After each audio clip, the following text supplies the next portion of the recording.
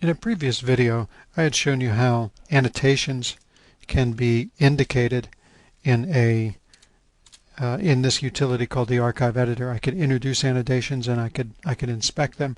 The annotations are actually stored in an annotation file. The annotation file is associated with the PyArchive. You'll notice it has a .ann extension, and this is where we keep these comments that we are making. So for example, the comments I made with annotations. Also, we have an Audity program that can write individual annotations. This is where we put that information. If we take a look at where it is in your directory, it's under py/stat. And if you look at each of the files, notice each archive file has a corresponding ANN file.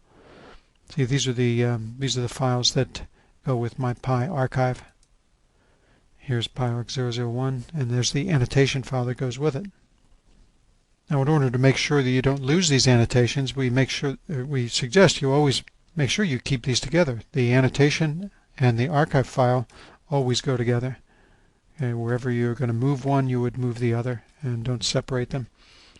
Now, if Py happens to register an archive when there is no corresponding annotation file, what we'll do is we'll simply generate a brand new annotation file.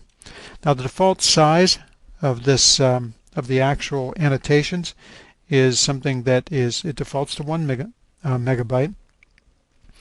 We can actually change the size of that if you go into the tuning parameters.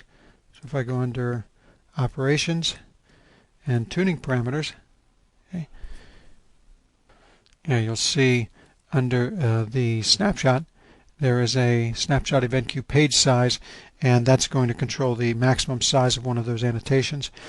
Also, the maximum number of annotations by default is around 65,000. But again, that's something that can be changed by the user. And I'll go switch over to Archive, and it's this Archive Max Annotations file. So we've built in some flexibility if you have annotations that are going to be a little different than what we've prepared for.